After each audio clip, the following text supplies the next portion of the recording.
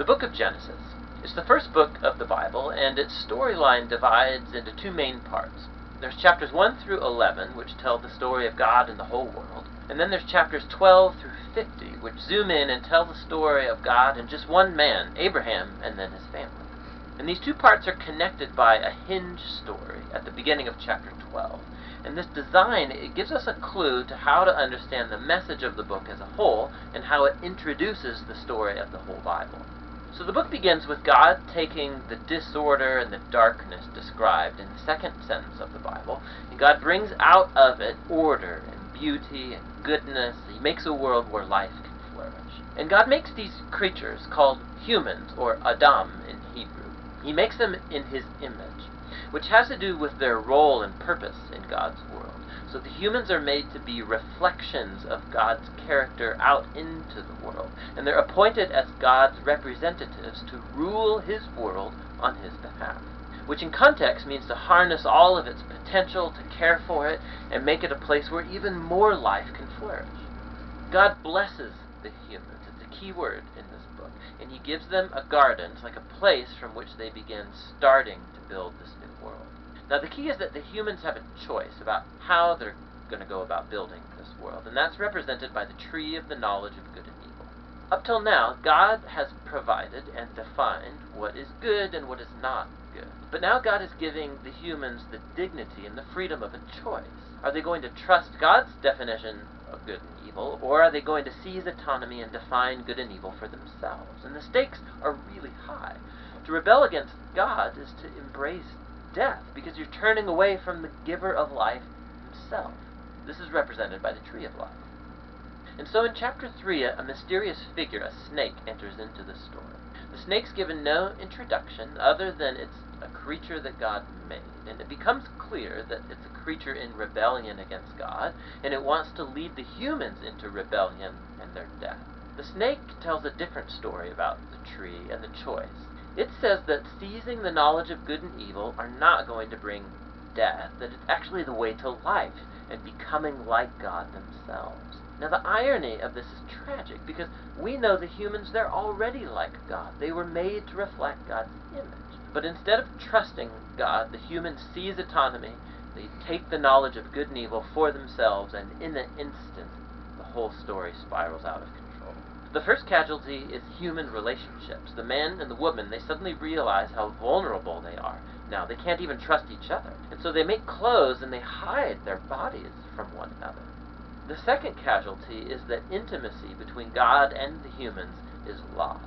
So they go and run and hide from God, and then when God finds them, they start this game of blame shifting about who rebelled first. Now right here the story stops, and there's a series of short poems where God declares to the snake and then to the humans the tragic consequences of their actions. God first tells the snake that despite its apparent victory, it is destined for defeat, to eat dust. God promises that one day a seed, or a descendant, will come from the woman who's going to deliver a lethal strike to the snake's head. Which sounds like great news, but this victory is going to come with a cost, because the snake, too, will deliver a lethal strike to the descendant's heel as it's being crushed. It's a very mysterious promise of this wounded victor. But in the flow of the story so far, you see this is an act of God's grace. The humans, they've just rebelled, and what does God do? He promises to rescue them. But this doesn't erase the consequences of the humans' decision. So God informs them that now every aspect of their life together, at home and out in the field, it's going to be fraught with grief and pain because of the rebellion, all leading to their death. From here, the story then spirals downward. Chapters 3 through 11, they trace the widening ripple effect of the rebellion and of human relationships fracturing at every level. So there's a story about two brothers, Cain and Abel. Cain's so jealous of his brother that he wants to murder him. And God warns him not to give in to the temptation, but he does anyway. He murders him in the field. So Cain then goes on to build a city where violence and oppression reign. And this is all epitomized in the story of Lamech. He's the first man in the Bible to have more than one wife. He's accumulating them like property. And then he goes on to sing a short song about how he's more violent and vengeful than Cain ever was. After this, we get an odd story about the sons of God. which could refer to evil angelic beings, or it could refer to ancient kings who claimed that they descended from the gods. And like Lamech, they acquire as many wives as they wanted, and they produce the Nephilim, these great warriors of old. Whichever view is right, the point is that humans are building kingdoms that fill God's world with violence and even more corruption. In response, we're told that God is broken with grief.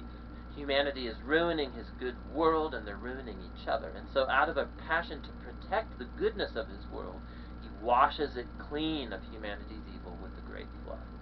But he protects one blameless human, Noah, and his family, and he commissions him as a new Adam. He repeats the divine blessing and commissions him to go out into the world. And so our hopes are really high, but then Noah fails too, and also in a garden. He goes and he plants a vineyard, and he gets drunk out of his mind. And then one of his sons, Ham, does something shameful to his father in the tent. And so here we have our new Adam, naked and ashamed, just like the first. And the downward spiral begins again. It all leads to the foundation of the city of Babylon. The people of ancient Mesopotamia, they come together around this new technology they have, the brick. And they can make cities and towers bigger and faster than anybody's ever done before. And they want to build a new kind of tower that will reach up to the gods, and they will make a great name for themselves. It's an image of human rebellion and arrogance. It's the garden rebellion now writ large. And so God humbles their pride and scatters them. Now this is a diverse group of stories, but you can see they're all exploring the same basic point.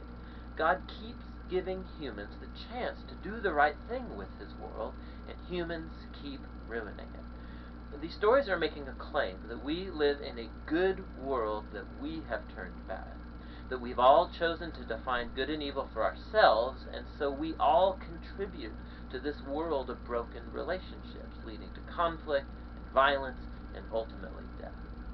But there's hope. God promised that one day a descendant would come, the wounded victor who will defeat evil at its source. And so despite humanity's evil, God is determined to bless and rescue his world.